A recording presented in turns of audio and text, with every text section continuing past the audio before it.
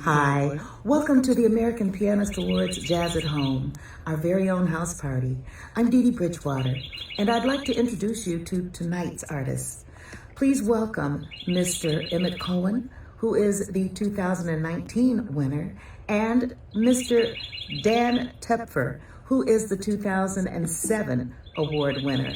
I hope that you are going to enjoy the musings and the tinkling of the ivories of these two fantastically talented young men. Gentlemen, please take us away, take us on a journey. And ladies and gentlemen who are listening, I do hope that you will enjoy, and I do hope that this music will lift your spirits and the conversation also. Take care, everybody. God bless. Gentlemen, please take us away, take us on a journey. And ladies and gentlemen who are listening, I do hope that you will enjoy, and I do hope that this music will lift your spirits and the conversation also. Hi. Take care, everybody. God bless. I think one of us has the live stream on. Emmet, do you have the live stream on? I just turned it off. Okay, great. There we go. How you doing? I'm good. What's up, Dan? This is a brave new world here. Pretty strange, but I'm glad that we get to connect this way over the ether. I know this is it's been a nice series. I checked in last night. It looked like a lot of fun. So I did too. Looking forward to where in the world are you? I'm at home in Brooklyn. I'm really lucky because I live on Prospect Park, which is this big, beautiful park in Brooklyn that I know you know, but some of our listeners might not. So I can get out there, and otherwise I think it's going to be a lot of piano playing. How about you? Where are you? I'm up in Harlem, so rival. It's not a borough, but almost turning into a borough. But it's cool. Now, I don't have as much nature up here, but if I want to venture down to Central Park, I've been doing that a couple of days. But it definitely is a lot of piano. I feel terrible for my neighbors. Yeah, I feel bad for mine too, except a bunch of them have left. Okay. Yeah, that's good. It seems like it's a full house in my building. Hey man, as you were saying earlier, I'm the elder. So let's play some music, man. I want to hear you play something. Okay. All right. You want me to start? Yeah. Please. Okay. Let's see. Coming into this with no plan, like a real improviser, right?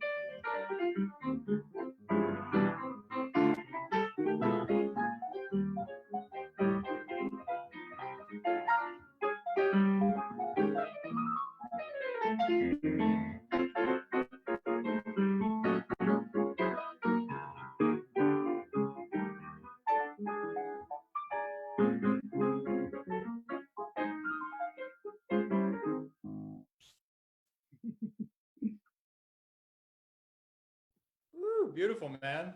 Wow. Thanks, Dan.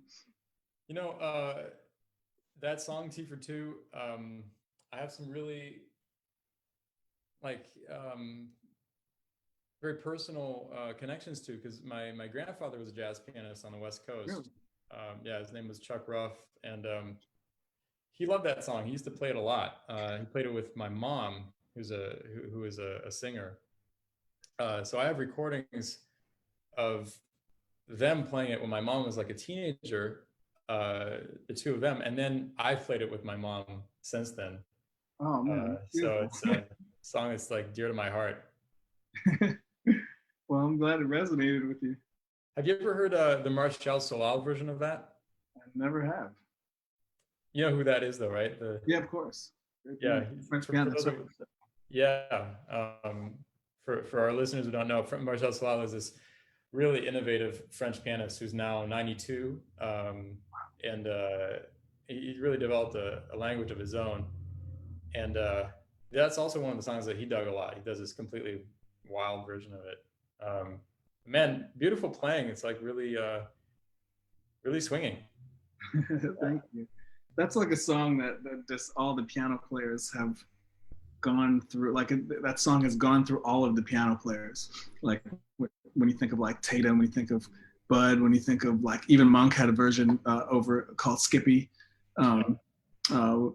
You know, Barry Harris, like all of the pianists of the 20th century, they all have their own kind of version. Teddy Wilson, and so I think it's like an awesome, like just like kind of a gel and glue that binds the generations, but also binds you know, a lot of you know, people that know the song too. You know, it's just so ubiquitous. You know, like you said, your grandfather and your mom played it. I heard. I've even heard Bill Charlap play it with his mom, Sandy Stewart. So it's like it's a glue that binds a lot of different kinds of people together. So thought it might be a good place to start. Yeah. Well, I was curious about your intro. Like you were quoting a bunch of different songs in the intro. What was that? Was that you? Like thinking about what you're going to play, or what were you thinking there? I think I played like kind of the last 8 bars, and this part. That's the verse. That's the verse.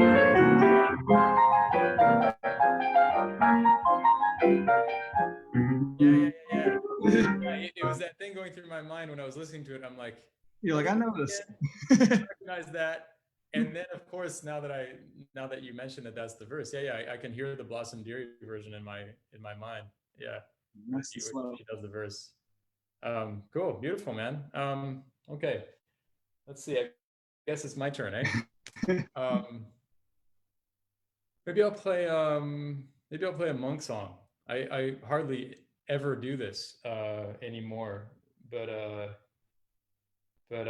yeah, I'll play a song by Thelonious Monk called "Work." That's awesome. That's also ubiquitous and a good place to start, you know? Yeah. Common ground.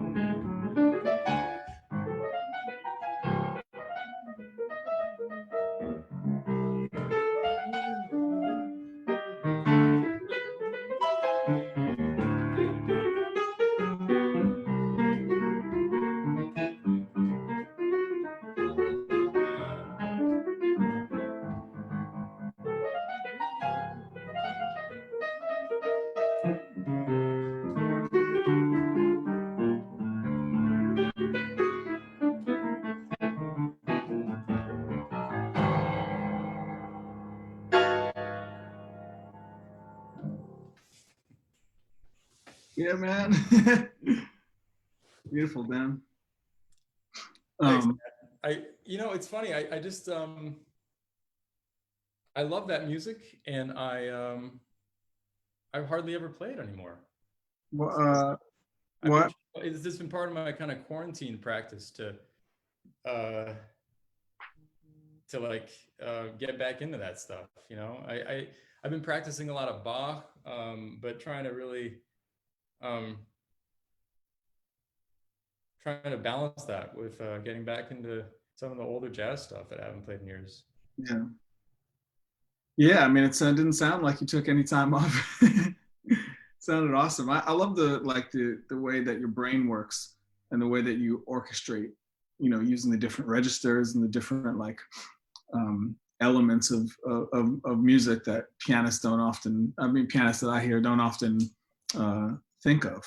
Thank Um, you. yeah, I mean, what goes through your mind when you orchestrate a piece like this? Are you kind of just playing and letting it flow, or is it something where you're like conscious of the register you're in and the density of the music and all that?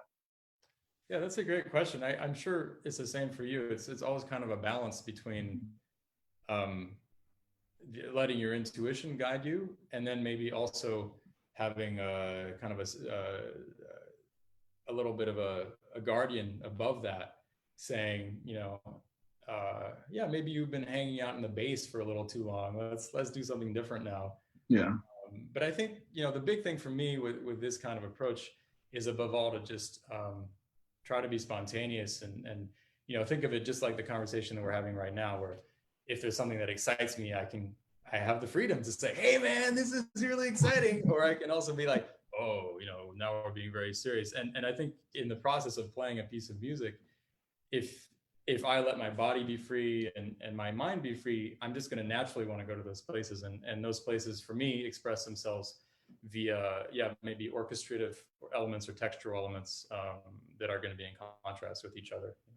yeah. That's funny that you mentioned like freedom of mind and body. That's something that I've been thinking a lot about. Like, yoga mat on the floor and everything. Do you practice any sort of breathing or body techniques, either in the form of exercise or meditation that directly translate to the piano? You think? Yeah, yeah. I like yoga a lot. I like meditation a lot too. And I try to think of my piano practice as a meditative practice, which I really think it is. And I like to run. So yeah, I think all these things, like we can't be, we have to have a healthy body to have a healthy mind, and in particular these days. So definitely trying to do that. Man, let's play some more music. What do you got? You know what? It's so funny. So I was watching this last night, and this program, for those of you who didn't know, this is like a 3-day event, and this is number 3. Um, and I was watching Sullivan Fortner and Aaron Parks, and Sullivan started out with this tune that had been in my mind all week long. It was kind of like serendipitous thing. It's a Bud Powell tune called "I'll Let You Know," and I had been working through it and learning it, and I've heard it a lot over the years, but I've really been spending a lot of time with it. And then he just sat down and played it, and it was so cool. I thought maybe in the spirit of continuity, I would also do a version of it. This is Bud Powell's "I'll Let You Know." Great.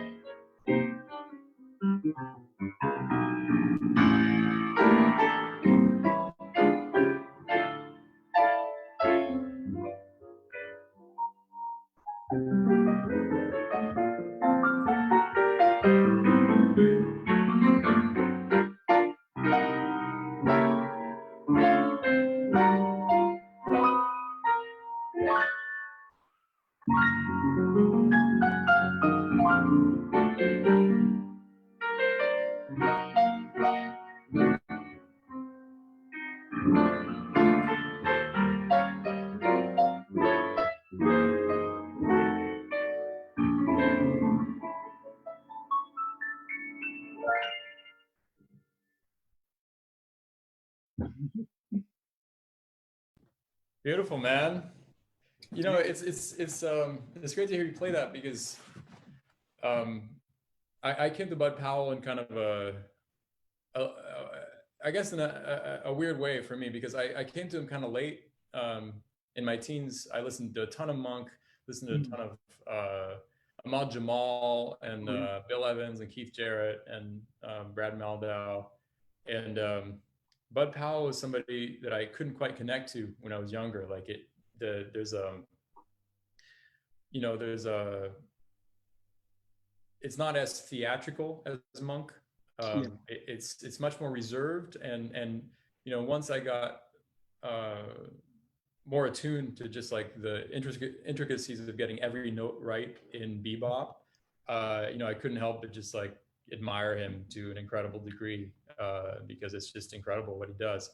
But part of the problem I realized later was that I was listening to late Bud Powell when I was in my teens, and he kind of, like his mind. He had some psychological difficulties as he got older, and all, that were also due to some terrible accident he had. And shock treatment. Yeah, and shock treatment. He was treated terribly badly. But these late recordings have a kind of a harshness to them, and actually they can be a bit brutal, Yeah. But then when I discovered early Bud Powell, it's actually, you really feel the connection to Art Tatum, and it's incredibly lyrical, actually. And so the way you just played that really reminded me of early Bud Powell. And I think if I'd heard that early Bud Powell when I was a teenager, I would have immediately gotten into him. Yeah, Bud, he also loved classical music. So I feel like the way he played was very romantic. Like he loved Chopin in particular, I know. And the way he would approach the bebop was with this like lyricism that the classical, like the romantic classical composers had, and it made it like different. It was so similar to Monk in so many ways, but that's one of the main differences. Is that Monk, would play with, special technique and special attack and stuff, and really try to get this unique sound out of the piano. And Bud was like really trying to get the classical pianist sound out of the piano, which, you know, they were spiritual brothers. They played each other's music. Bud especially, you know, there's some Monk tunes that that Monk never recorded and Bud recorded, like 52nd Street Theme, stuff like that. But it's kind of amazing that, like, it made me think of Bud the way when you played that Monk, because the two are so intertwined in the time period, but like these two pillars that, you know, people follow this school, people follow this school, and there's so much in the middle as well. Yeah, but it's true. It's interesting. They're very intertwined, very close in that period, but completely different. It's like ultimately like two completely different philosophies of music making, even though in some ways they're really close. So I thought I'd play something that I've never played before. The last few days I've been listening to some Bill Withers, and you know, Bill Withers is somebody that it's like, obviously I'm familiar with his big hits, but I don't think I've ever sat down and listened to a whole Bill Withers record. It just didn't happen in my life. So I've really been enjoying getting into it, and I've always loved that song "Ain't No Sunshine When She's Gone," basically because of the middle section. You know, it's got this middle section that like has never happened before or since in a major pop hit. I mean, it's like, it's so bold and so out there, and makes complete sense in the message of the song. You know, he's like, I know. He's you know, he's like wrestling with himself in that moment. So yeah, I was just playing that song today, so I think I'm gonna play that for you. Cool.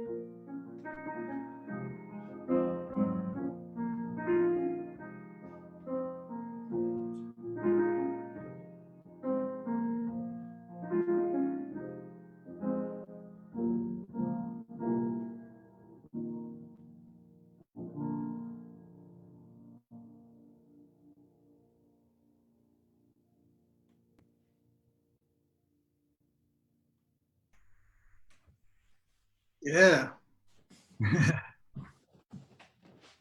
Beautiful. Thank you. Yeah, Dan. Man, that was amazing. Oh, thanks, man. Yeah, it's funny when you play something you never played before. You can sometimes, have that sense of innocence about the approach to the song, or have it be somewhat more natural than if you played the song a million times and you know where you want to kind of go with it. Yeah, that's such a great point, man. I've been thinking about that a lot recently because actually, Blue Note in China asked me to record a set for them Mm. because I've been playing there a few times, and they're all closed up for a while. So they asked me to record a set at home, and so that they could play it for the people who would usually go to their clubs out there. And I recorded a couple of sets. The first one I did mainly free improvisation, which is something I've been doing a lot of these days. Well, this past year especially, I've been doing a lot more of it, but I've been doing it my whole life. And then I just thought for kicks, I'd try another set where I played compositions of mine, and these are compositions that are from my last record from 11 Cages. They've been around for a while, and I listened back to both of them, and the difference in freshness between the one where I was doing free improvisation and the one where I was playing these old tunes of mine was just like night and day.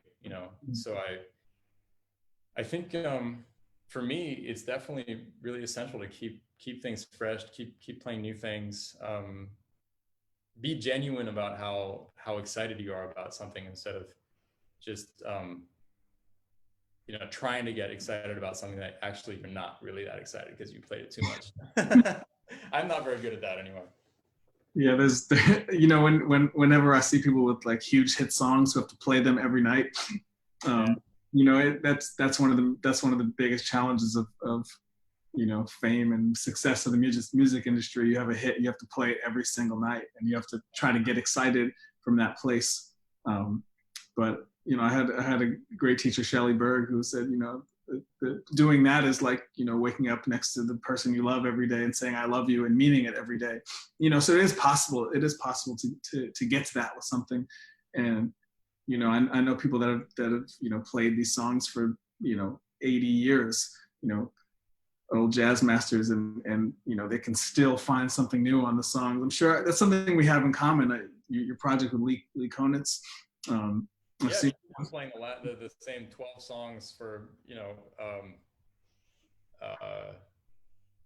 70 years. Yeah. So that's what I'm talking about. It's also like you can take a song and like really understand your life through every decade or every 5 years or every transition period, and reflect through through the same thing and have that thread of continuity. That's another amazing thing. I have a strong connection with the jazz masters as well, so I feel like that's some common ground for us. For sure. Yeah. I know you've been playing a lot with Ron Carter. He's one of my heroes. Yeah, and to hear him even play F blues and find new things on it, and just keep searching. He knows it like the back of his hand, but he'll never attempt to play it the same way twice. Oh, let's play blues. Okay. Play blues each. All right. I actually had that idea too. I thought it would be cool to play the same song. Yeah. Well, we could play the same blues if you want. What it doesn't matter. Let's see. The blues is like, there's so many incarnations. It exists in so many parts of music, and especially so many parts of jazz in every era of jazz. It's an incredible thing.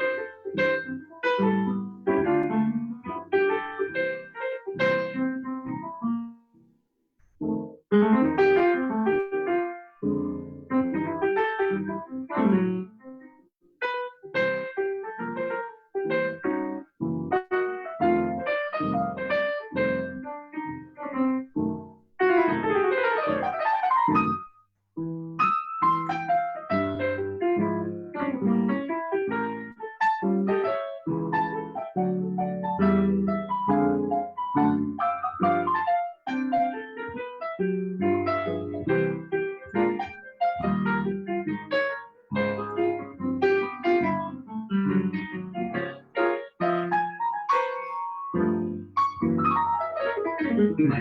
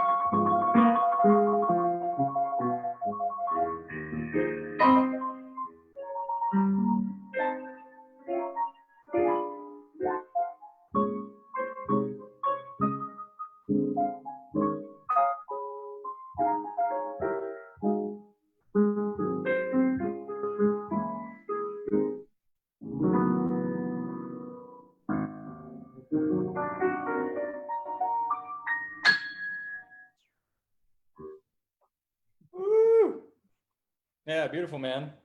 I like the key change. Yeah, I was just being free with it. Yeah, nice.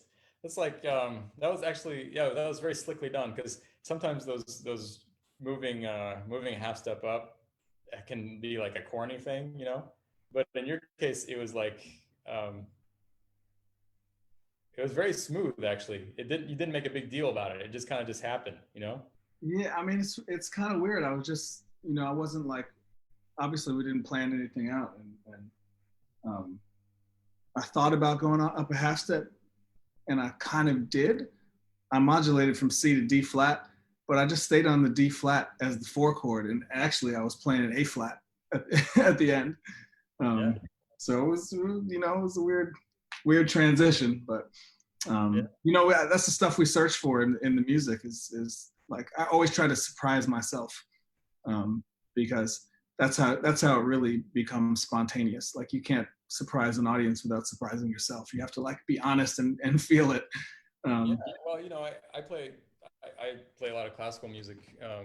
and Bach in particular. So doing that has really made me ask myself very strongly, what's even the point of improvising? You know, Mhm. is it something we do because we're like lazy and we don't want to write this stuff out? And but no, it's not. Uh, there's a real unique advantage to improvising, which is that you can be genuine in the feeling of discovery. Yeah. You know, if you're playing a classical piece, you can have discovery. You can have discovery the same way that a great Shakespearean actor can discover something in playing Hamlet for the 16th time. But you're going to have to, it's going to be like a micro discovery. You know, it's going to be like a discovery in the inflection of one sentence or something. Yeah. We have the possibility of being in genuine discovery at kind of like a macro level, and that's really what we got to be pursuing. And if we don't pursue that, then we shouldn't be improvising. We should just write it out, you know. Yeah. Then it'd be hipper, like we could get all our voice leading super perfect, and get the most pianistic stuff, so Just like we improvise speaking, like you mentioned before, there's points, and there's topics, and there's certain talking points and certain way of interacting that we've done certain variations of before. And so I feel like a lot of improvisation in jazz, that's over a form and structured, can be can be like a conversation you've had a variation of sometime, especially when you're playing with a band, because there's a language, and you're getting to that together. It would be very hard to modulate from C to A flat, with people you didn't play much with before. So improvising alone at the piano, I feel like it's an important distinction. You do a lot of free improvisation. I do at home, but not in front of audiences. But that's like ultimate freedom kind of thing, sitting down at the piano and being able to improvise like that.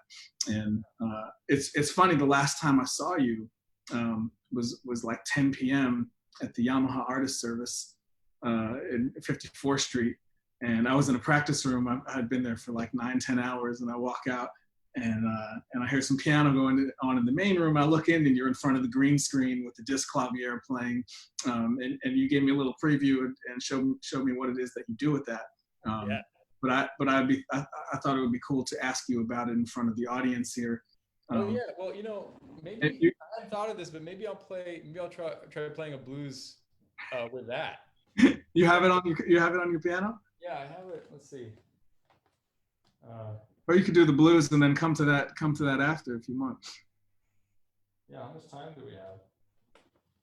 I don't even know what time it is. It's 8:45. Lee's the moderator though, so. We've got time. We've got time for whatever you guys want to do. And no one's got anywhere to be, right? Yeah. Why don't I? I'm gonna try this. I'm gonna try to use some of the tech from my Natural Machines program. I'm gonna put this light on so you can see the keys better. Yeah. Yeah. So this is. I just turn on an algorithm that creates tremolo.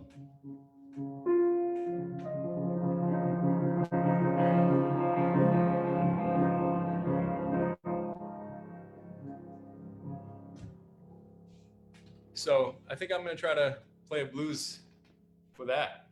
Tremolo blues? Tremolo blues, man. I've never done that before.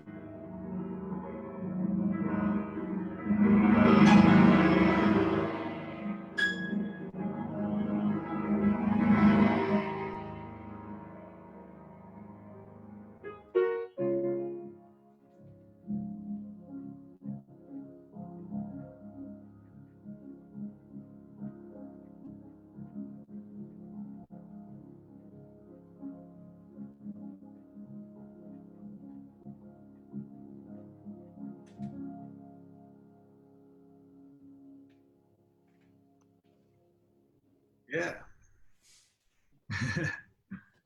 Beautiful.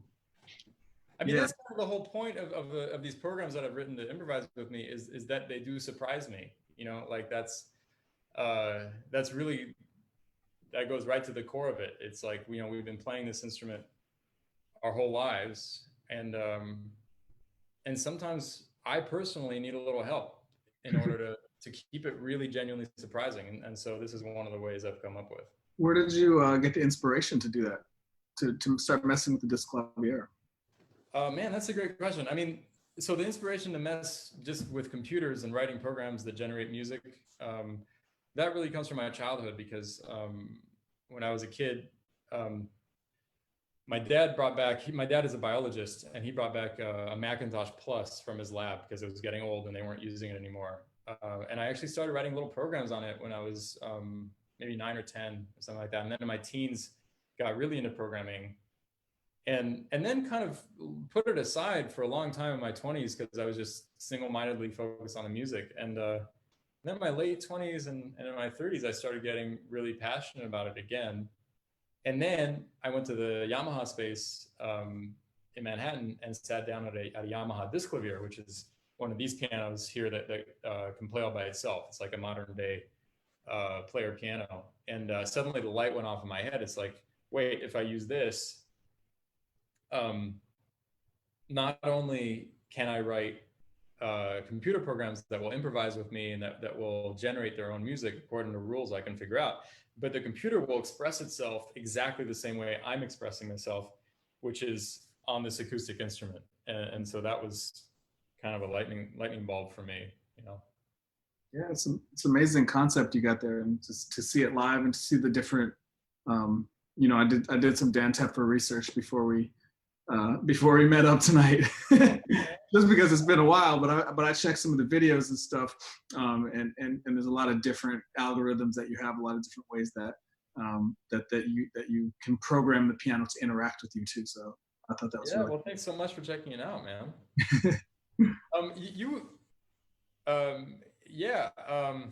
We have our moderator. You may come in. Yes. We have a knock at the door. A digital knock at the door. You know, it's funny. I guess we didn't even mention yet, but I guess we're both heavily involved in the American Pianists Association, and they're the ones who put this festival together tonight. And they mentioned that people from University of Indianapolis, where I'm doing my residency, this 2 years actually. It's a 2-year residency, and I visited one time last year, and then I was supposed to come back again this spring, and it got canceled last month, so that was a drag. But I wanted to shout out everyone there and thank you guys for tuning in. Yeah, and very special what the American Pianists Association has done. Yeah, for me, for Aaron Deal, for Aaron Parks, for Sullivan Fortner, for Adam Birnbaum. Yeah. And also for all the other really, really great pianists who were finalists at these competitions who also got a really big help in their careers. So yeah, thanks a lot to you guys. And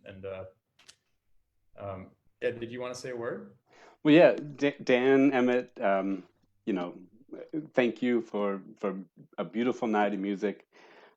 It's really nice to have you come out, have you share, music from your homes to everyone, capping a great weekend with six of you playing. Um, I just wanted to thank a few people, the Violin Channel, Jazz at Lincoln Center, Dizzy's Club, Dee Dee Bridgewater gave us a nice intro each night. Yeah. Isn't that great that she's still involved with us?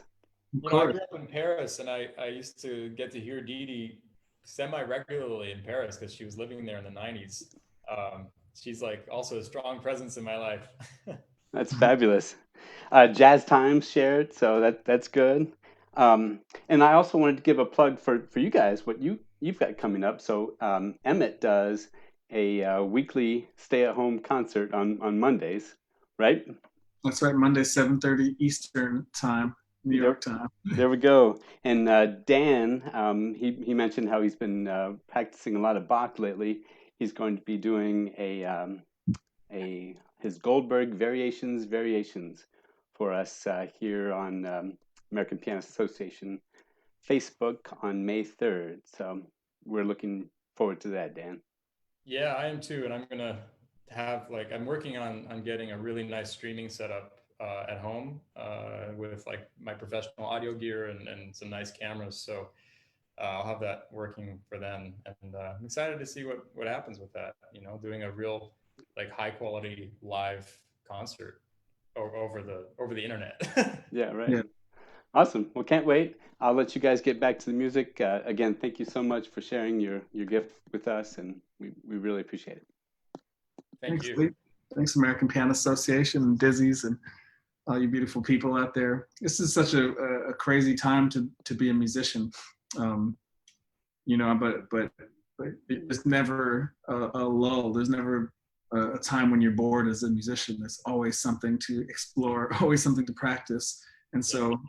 so, aside from the crazy tragedy and the world suffering, for musicians, I think like Dan and myself, it's been like kind of, there's an opportunity here to just slow down. I know I've been on the road nonstop for a few years now, and to find time to just sit at the piano, to find time to relax and think and write music, and it's also sort of a blessing that we have. So, and we get It's to really a perspective on the rat race in which we exist the rest of the time, isn't it?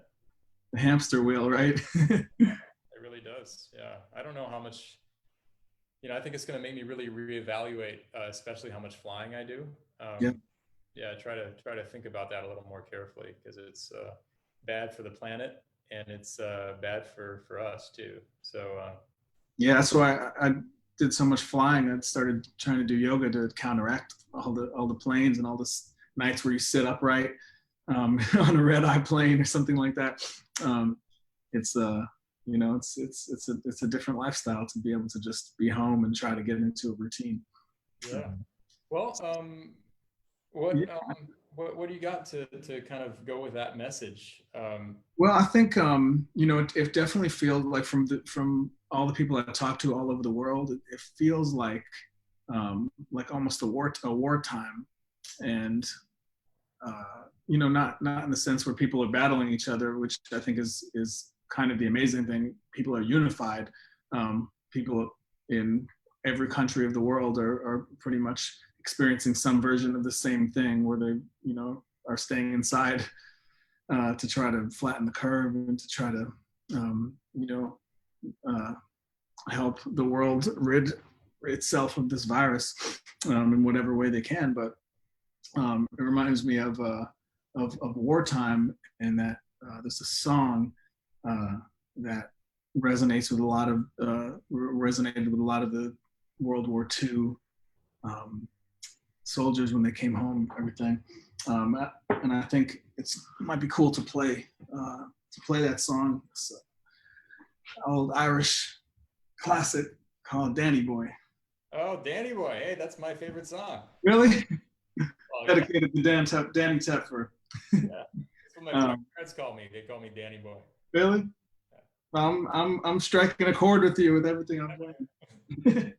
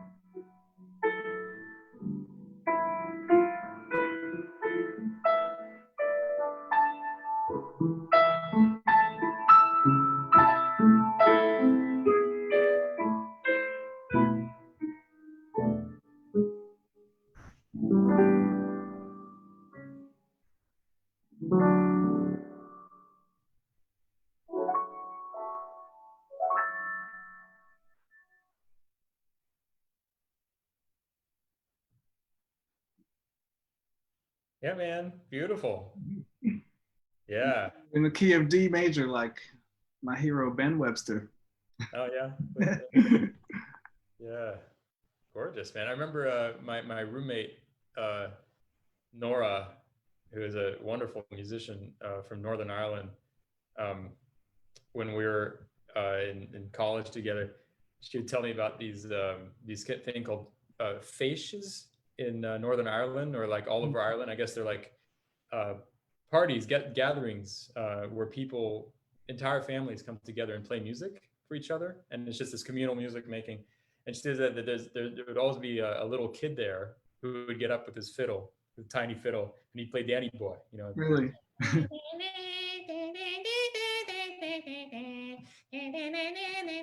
So everybody's listening, like, oh, it's so nice, you know. And then it also come this moment towards the end where the kid will be like,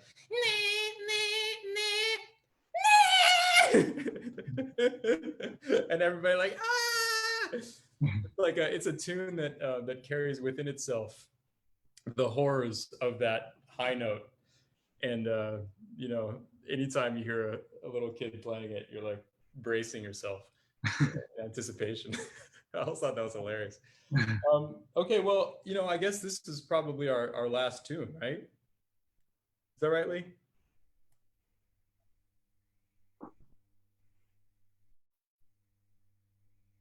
Yeah. So maybe maybe I'll close with a free improvisation. It's something I've been doing a lot more of. I've just been wanting to find a way to create musical structure in real time that makes sense. So yeah, I'll play something free. Awesome.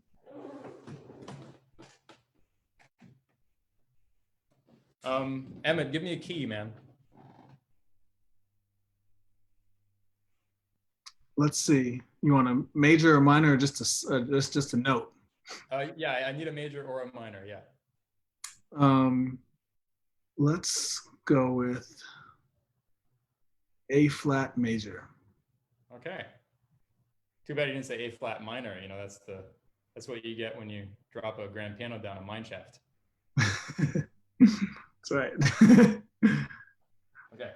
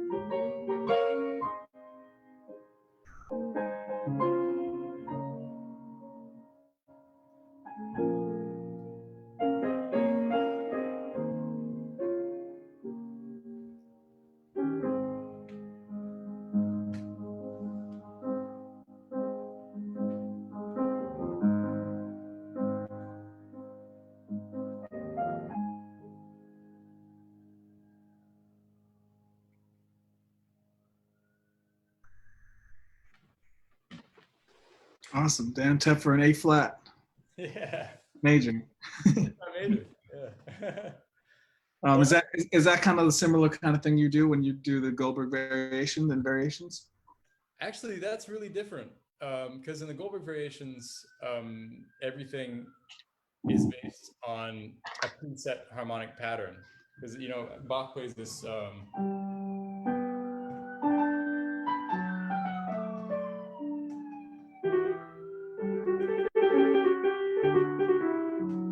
He plays this beautiful melody at the beginning, and it comes with its own set of changes. It's kind of like if you're blowing on all the things you are, you play the melody, and you have you have that preset harmonic structure. And so when you improvise, you're going to use that harmonic structure. That's what Bach is doing in the Goldberg variations. He plays that theme at the beginning, and then every one of the variations uses that same harmonic structure. So he's like blowing over the changes. But you don't take it out. You don't take it out of the form. So when I'm improvising after each one of those variations, I use the same changes because actually when I first started doing that project, I'd play kind of free. And then when I started making the record, I realized that the only way that it makes sense is for me to use the same constraints as Bach, but to do it in my own voice, But I have this new project called Inventions, Reinventions, where I'm playing the inventions by Bach. And for those, I'm improvising inventions. Oh, hey, I like that addition. I got it handy just in case. So I play all of those, but there's only 15 of them, and there are 24 possible keys. So he's missing 9 keys. So for the 9 missing keys, I improvise an invention in each one of those keys. And there, I'm really like free improvising. I'm like coming up with a theme in real time, and then coming up with a harmonic structure in real time. And so that's a little bit similar to what I was doing just now. Yeah. Cool.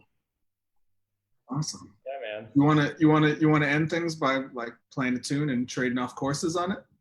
That's a cool idea. I like that. I don't think it would work to play together, but we can play All Things You Are since you already started it. And I take a course and you take a course, maybe go 3 back and forth and then somehow end it. That sounds great. Yeah, great idea. There'll probably be like a weird gap when we switch over because of delay, but that's okay. Yeah, I mean that'll be part of it though. That's part of the algorithm, right? Yeah, that's right.